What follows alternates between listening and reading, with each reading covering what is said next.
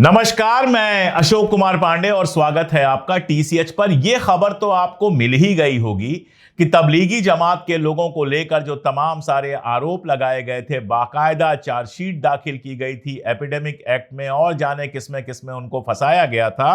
अगस्त 2020 में यह चार्जशीट दाखिल हुई थी और अब 5 साल बाद इन लोगों को पूरी तरह से बेगुनाह निर्दोष कह दिया है कोर्ट ने। यानी ये सारा का सारा नाटक जो है वो फैलाया गया था और नाटक फैलाने में कोई भी पीछे नहीं था। अरविंद केजरीवाल जी के एक से ज्यादा बयान आपको मिल जाएंगे जिसमें तबलीगी जमात को लेकर उन्होंने कहा कि ये लोग कोविड फैलाने के जिम्मेदार हैं। हालांकि एक बयान आपको वो भी मिल जाएगा जिसमें वो कहते हैं कि केवल तबलीगी जमात को कोविड फैलाने के लिए जिम्मेदार ठहराना अनुचित है, लेकिन उनसे पूछा जाना चाहिए कि और किसका उन्होंने नाम लिया था। मुख्तार अब्बास नकवी कभी भाजपा के बड़े नेता हुआ करते थे, अब केवल बयान देते हैं। उन्होंने इसको गंभीर आपराधिक कृत्य कहा था। शिवराज सिंह चौहान कह रहे थे कोरोना के फैलने का सबसे बड़ा कारण तबलीगी जमात है। शोभा करंदलाजे बीजेपी की नेता हैं, उन्होंने कोरोना जिहाद बना दिया था। येदियुरप्पा, विजय रूपानी, मनोज तिवारी, राकेश सिन्हा, रवि किशन, जितने लोगों का आप नाम चाहे ले ले, तबलीगी जमात के लोगों को कोविड के लिए जिम्मेदार ठहराया गया था। ये सब लोग झूठे साबित हुए हैं और गोदी मीडिया की तो मैं बात ही नहीं कर रहा, जिसने फेक न्यूज चलाने में दुनिया में नंबर 1 स्थान पहले ही हासिल कर लिया है। जितने फेक न्यूज, जितनी झूठी खबरें, जितना धार्मिक नफरत फैलाने का काम हमारे देश की सो कॉल्ड मीडिया करती है, जिसको हम लोग गोदी मीडिया कहते हैं, वो तो शायद दुनिया में कोई और मीडिया नहीं करती होगी। इन सब ने मिलकर तबलीगी जमात के बहाने मुसलमानों के सर पर मढ़ दिया था कि कोविड तो इनकी वजह से फैला है। क्यों? कभी सोचा है आपने इन्होंने ऐसा क्यों किया? क्योंकि कोविड एक ऐसी महामारी आई थी जिसका कोई इलाज मोदी सरकार के पास नहीं था। राहुल गांधी काफी पहले से कह रहे थे और भी दुनिया भर के एक्सपर्ट बता रहे थे, लेकिन मोदी सरकार अपने में मस्त थी। आपको याद होगा मध्य प्रदेश में जो कुछ हुआ कोविड के दौर में, आपको याद होगा जिस तरह से चुनाव प्रचार किए गए, रैलियां निकाली गईं, उन सबको कोई दोषी नहीं ठहराता है। और इन सब में मोदी सरकार का जो नाकारापन था वो खुल के सामने आ गया। अस्पताल कहीं तैयार नहीं थे, कहीं लोगों को दवा नहीं मिल रही थी, ऑक्सीजन नहीं मिल रहा था। क्या क्या हुआ वो बताने की जरूरत नहीं है, वो हिंदुस्तान के हर परिवार ने किसी न किसी रूप में झेला है। तो अपनी नाकामी का ठीकरा इनको फोड़ना था। मुसलमानों के ऊपर बहाना मिल गया तबलीगी जमात, और आप सोचिए 5 साल तक यह मुकदमा चलता रहा और 5 साल तक ये लोग दोषी माने जाते रहे।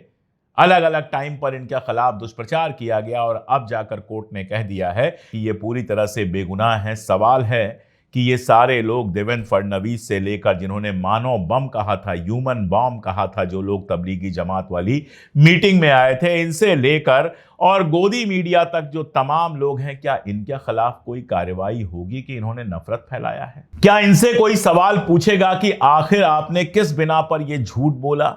क्या इन पर कोई सवाल उठाएगा? इनके खिलाफ कोई हिंदू मुसलमान करने का एक्ट लगेगा? नहीं लगेगा। आप भी जानते हैं, हम भी जानते हैं कि वो नहीं लगेगा।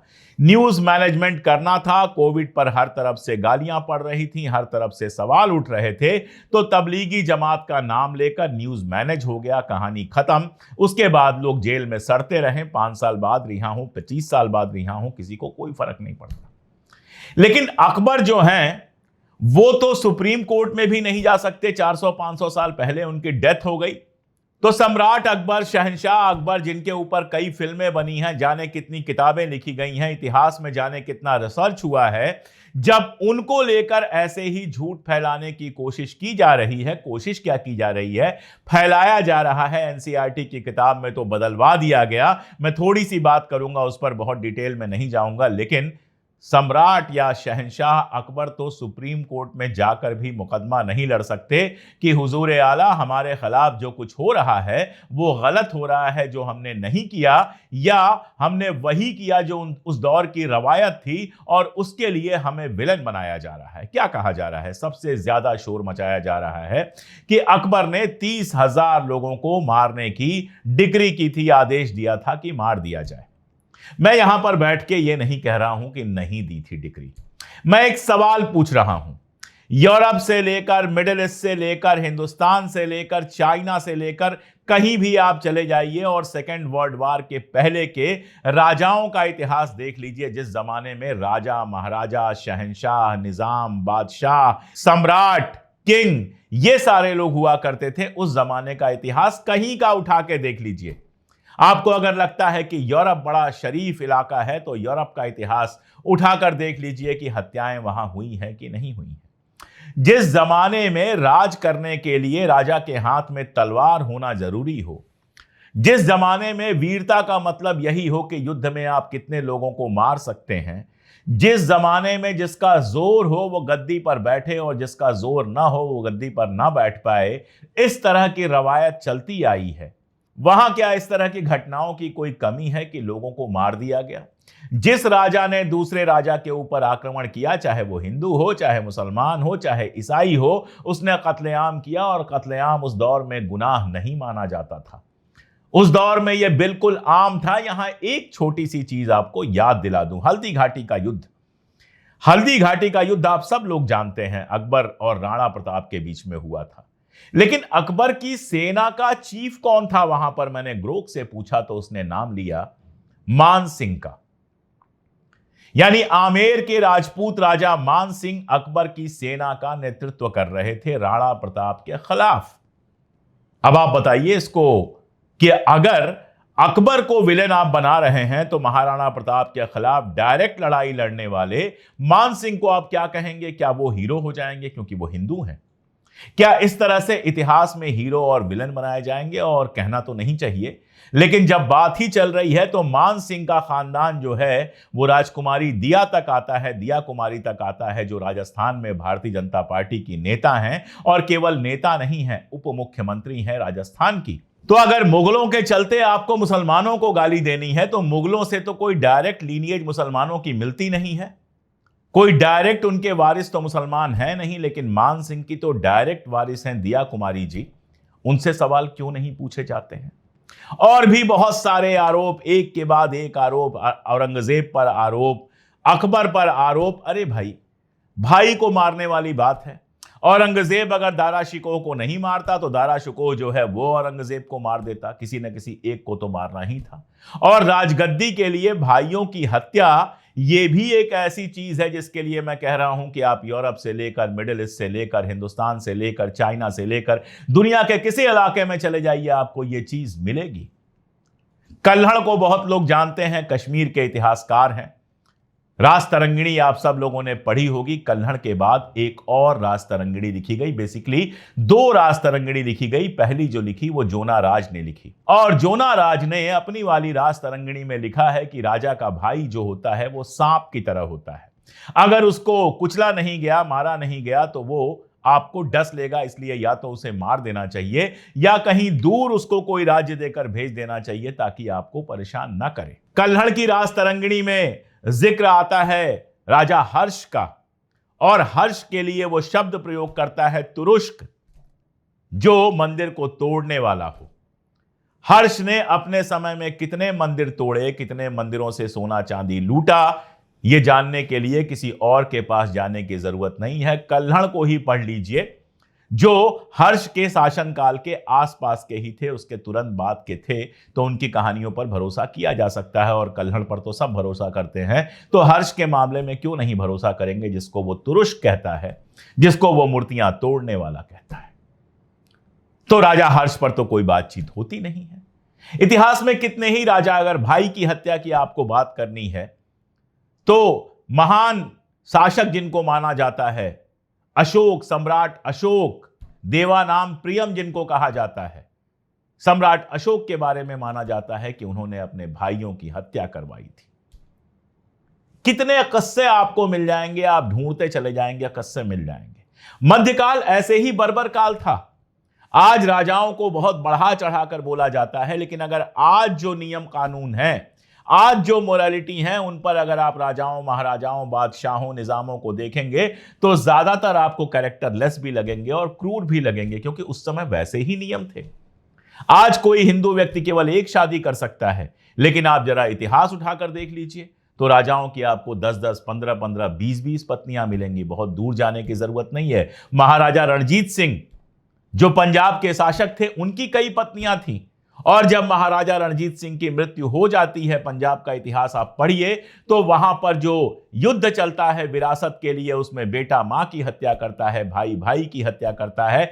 फाइनली इन्हीं सब की वजह से अंग्रेज जो है वो पंजाब के ऊपर कब्जा करने में कामयाब हो जाते हैं। कितना इतिहास बताया जाएगा और कितना पढ़ाया जाएगा। अकबर को लेकर बहुत तमाशा होता है। मैं एक किताब का नाम आपको बताता हूं, महापंडित राहुल सांकृत्यायन की लिखी हुई किताब है सम्राट अकबर। वो किताब आपको आसानी से ऑनलाइन भी मिल जाएगी। archive.org ने उसको चढ़ा दिया है क्योंकि उसका कॉपीराइट खत्म हो गया है। और वो किताब आप अगर प्रिंट में पढ़ना चाहेंगे तो किताब खरीद के भी पढ़ सकते हैं। पढ़िए उसको। सम्राट अकबर से तो उस जमाने में जो मुस्लिम वहां के धर्मगुरु थे वो भी नाराज थे, क्योंकि वो दीन इलाही धर्म चला रहे थे जिसमें सभी धर्मों का समावेश था। इसके चलते जो मुस्लिम कट्टरपंथी थे वो अकबर से नाराज थे। छोड़ दीजिए, आप महापंडित राहुल सांकृत्यायन को भी छोड़ दीजिए। सुभाष चंद्र बोस की तो बहुत सारी बातें करते हैं भारतीय जनता पार्टी के लोग, कई बार लगता है कि उन्हीं की पार्टी में थे। उनकी किताब में मुगलों के बारे में बहुत अच्छा अच्छा लिखा हुआ है। उनकी किताब में अकबर के बारे में बहुत अच्छा अच्छा लिखा हुआ है। क्या कर लेंगे आप? हटा देंगे आप? सुभाष बाबू को आप कह देंगे कि वो एक एजेंडा चला रहे थे? क्या करेंगे आप बताइए? सैकड़ों किताबें आपको मिल जाएंगी जिसमें अकबर के बारे में अच्छा लिखा होगा। इसलिए नहीं कि अकबर के अंदर सिर्फ गुण ही गुण थे, इसलिए कि जो उस जमाने की रवायतें थीं, उनके बावजूद उसने हिंदू मुस्लिम एकता की कोशिश की, उसके बावजूद उसने शांति से राज्य चलाने की कोशिश की। लेकिन हिंदुस्तान का बादशाह बनने के लिए, हिंदुस्तान का सम्राट बनने के लिए जो दूसरे राजा थे, जो उसके मुखालिफ थे, उनके खिलाफ जंग लड़ना, उनको मारना काटना, यह सब तो लाजिम था। यह किए बिना तो कोई बादशाह बन ही नहीं सकता था। अब देखिए आप, आज मोदी जी की हालत यह है कि उनके इतिहास का 11 साल का सबसे बुरा वक्त चल रहा है। महंगाई और बेरोजगारी को तो छोड़ दीजिए, वो तो है ही और लगातार बढ़ती चली जा रही है। कोशिश इनकी यह थी कि ऑपरेशन सिंदूर से कुछ फायदा उठा सके। यह बिल्कुल साफ कोशिश थी, मैं अभी उस पर बात करूंगा। लेकिन उसके पहले ऑपरेशन सिंदूर करना क्यों पड़ा इनको? क्योंकि इनका दावा था कि कश्मीर के अंदर आतंकवाद तो पूरी तरह से खत्म हो गया है। घटना होती है पहलगाम में, पूरे देश में थू थू होती है, सवाल पूछा जाता है और आज तक जो पहलगाम में आतंकी बताए गए थे वो पकड़े नहीं गए। पहले फोटो आई, फिर कहा गया ये है नहीं, कोई और है, फिर एनआईए ने कहा हम जांच कर रहे हैं, सच्चाई सामने आएगी। कहां तक आई किसी को नहीं पता है। ये पता है कि आज तक एक आदमी को भी गिरफ्तार नहीं किया जा सका। कल खबर आई कि लोगों की हत्याएं करने के बाद उन्होंने हवाओं में बंदूक दागी और वगैरह वगैरह। इन सब से यह बिल्कुल साफ है कि सुरक्षा बल कहीं आसपास नहीं थे। राज्यपाल महोदय आगे आकर भले ले जिम्मेदारी, लेकिन असल जिम्मेदारी तो नरेंद्र मोदी की है। तो वहां फेल हुए। फिर इनको लगा चलो ऑपरेशन सिंदूर कर लेते हैं। हम सब साथ खड़े हुए कि ठीक है, अगर पाकिस्तान से आतंकवादी आए हैं तो आपको पूरा हक है पाकिस्तान से बदला लेने का। वहां गए तो 4 दिन में इनको सीज फायर करना पड़ा। सीज फायर के लिए ट्रंप 22 बार कह चुका है कि ट्रेड के चलते सीज फायर किए। उसके बाद ऑपरेशन सिंदूर के बड़े बड़े पोस्टर छप गए, बैनर छप गए, जिसमें मोदी जी एयरफोर्स वाली ऑल आउट में आपको दिखाई देते हैं। ऐसा लग रहा था कि मोदी जी ही पाकिस्तान पर हमला करके आए हैं। उसका जो बैकलैश हुआ, आज कंडीशन यह है कि बिहार के चुनाव में भी उस तरह के बैनर पोस्टर नहीं दिख रहे हैं। यानी बहुत साफ है कि ऑपरेशन सिंदूर से भी कोई पॉलिटिकल फायदा नहीं उठा पाए। घर घर सिंदूर बांटने की बात आई थी, जिसको खुद ही इनको कहना पड़ा फेक न्यूज है, वो भी नहीं चल पाया। इधर अमेरिका लगातार परेशान किए हुए है ट्रेड डील के लिए।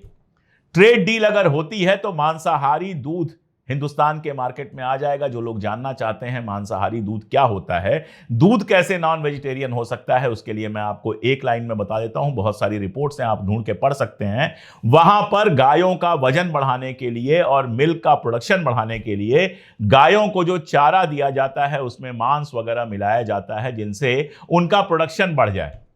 वो वाला दूध यहां पर आएगा। यहां के किसान बर्बाद होंगे, यहां का फार्मास्यूटिकल जो पूरा का पूरा उद्योग है वो तबाह होगा, तांबा तबाह होगा और भी बहुत सारी चीजें तबाह होंगी। तो आने वाला वक्त ऐसा है। कहा गया दुनिया में हमारा डंका बजता है।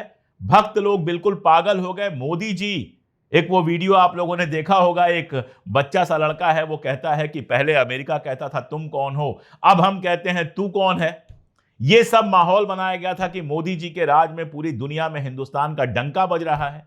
ऑपरेशन सिंदूर ने उस डंका की हकीकत भी सामने ला के रख दी, जब एक भी मुल्क आपके साथ खड़ा नहीं हुआ, एक देश दुनिया में आपके साथ खड़ा नहीं हुआ। पाकिस्तान ने पूरा फायदा उठाया उसका।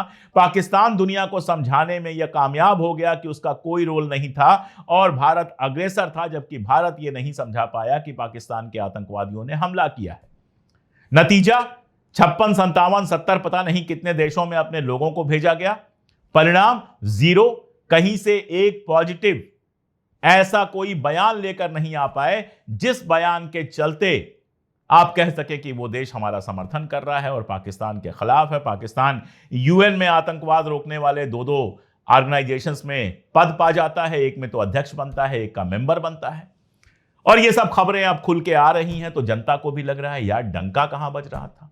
संस्थाओं पे कब्जे का जो खेल था, आप देखिए बिहार में एसआईआर को लेकर अजित अंजुम ने जिस तरह की रिपोर्टिंग की है, बहुत साफ सामने आ गया है कि एसआईआर के नाम पर हो क्या रहा है। अब हालत यह है कि इनके समर्थक भी भौचक हैं कि इतना खुला खेल चल रहा है। तो ऐसे में बहुत साफ है कि मोदी सरकार की इमेज संकट में है। तो अब क्या होगा? ईडी आएगी और मुगल आएंगे। ईडी पहले गई भूपेश बघेल के घर, आज ही पहुंच गई। भूपेश बघेल जो है वो विधानसभा में अडानी पर कुछ सवाल उठाना चाहते थे, उसके पहले वहां पर ईडी पहुंच गई। उसके बाद खबर आई कि ईडी ने अपनी चार्जशीट में एक बार फिर रॉबर्ट वडेरा का नाम डाल दिया है। रॉबर्ट वडेरा जब से सरकार आई है, ईडी उनसे पूछताछ कर रही है, अभी तक कुछ मिला नहीं। कुछ और लोगों के यहां ईडी पहुंच जाएगी। और दूसरा जो सबसे बड़ा सहारा है वो मुसलमान है। तो मुगल ले आओ, उस पर हल्ला करो। टीवी चैनलों पर जिस बात पे बहस होती है बहुत ज्यादा, आप समझ लीजिए कि सरकार की वजह से वो बहस हो रही है। सरकार चाहती है वो बहस हो, इसीलिए मैंने कसम खाई हुई है कि मैं किसी गोदी मीडिया के चैनल पर डिबेट जो होती है 15 लोगों वाली, उसमें नहीं जाऊंगा। 1 to 1 कभी जाना हुआ तो पहले भी गया हूं, आगे भी जाऊंगा, लेकिन नहीं जाऊंगा। कई लोगों ने कहा अकबर पे बात करनी है, आइए। मैंने कहा महंगाई बेरोजगारी पे बात कीजिए, इंटरनेशनल पॉलिसी पे बात कीजिए, तो मैं आता हूं। ये अकबर पे क्या बात करनी है 500 साल बाद? तो अकबर, तबलीगी, मुसलमान, ईडी, सीबीआई, इलेक्शन कमीशन, बस यही सहारा रह गया है। वरना मोदी जी की असलियत जिस तरह से देश और दुनिया के सामने आई है, वो खुद जानते हैं कि कल क्या होगा, उनको भी नहीं पता। आज के लिए इतना ही। बहुत शुक्रिया।